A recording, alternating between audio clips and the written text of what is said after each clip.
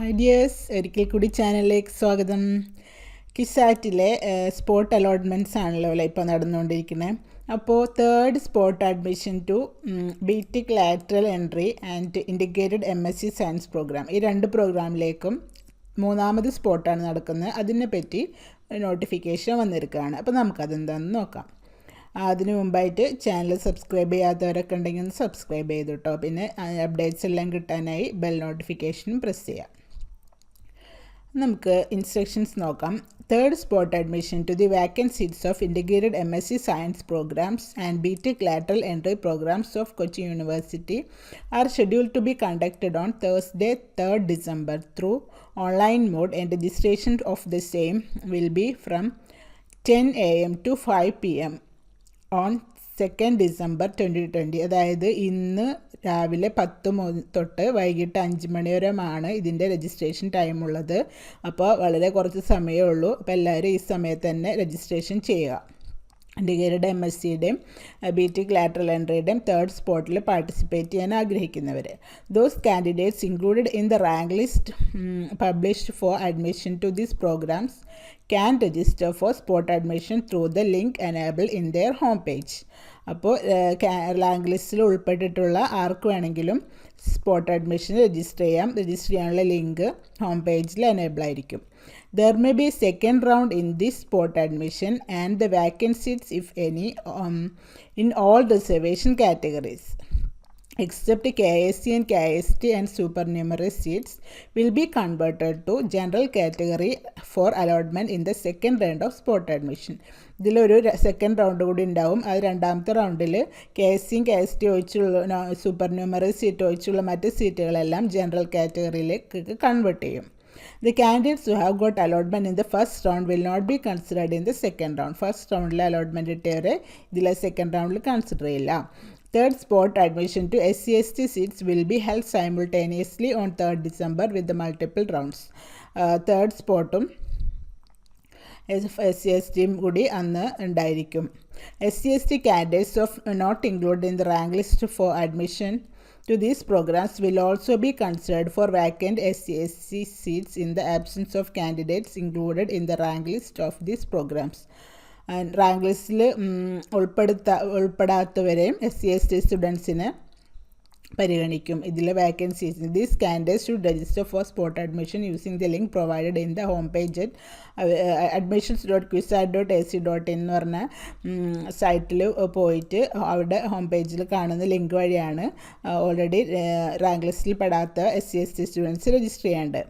In the absence of scheduled caste candidates belong to scheduled tribe will be considered for the seats reserved for SC and vice versa in the second round of spot admission to vacant SC/ST seats of BTech lateral entry program. Lateral entry പ്രോഗ്രാമിൻ്റെ കേസിൽ scheduled caste students ഇല്ലെങ്കിൽ in the absence scheduled കാസ്റ്റിൻ്റെ ആബ്സൻസിന് scheduled ട്രൈബിനെ consider ചെയ്യും. അതേപോലെ തിരിച്ചും ST students ഇല്ലെങ്കിൽ SCനെ കൺസിഡർ ചെയ്യാം. In the absence of SC/ST candidates, vacancies observed for SC/ST candidates will be filled from the candidates belongs to OEC category included in the rank list of these programs in the third round of spot admission. SC/ST candidates ഇല്ലെങ്കിൽ വാക്കൻസീറ്റ് four SC/ST ഉള്ളത് OEC സ്റ്റുഡൻസിനായിരിക്കും കിട്ടുക. Registered candidates will be called for an online meeting and will be considered for admission to the vacant seats in the order of their rank. ഓൺലൈനായിട്ടായിരിക്കും ഉണ്ടാവുക അത് meeting. അപ്പോൾ റാങ്കിൻ്റെ ബേസിസിലായിരിക്കും മീറ്റിങ്ങിൻ്റെ ലിങ്കിൻ്റെ ടൈമിംഗ് ഉണ്ടാവുക. On the base of qualification marks in the case of SC/ST candidates outside the rank list.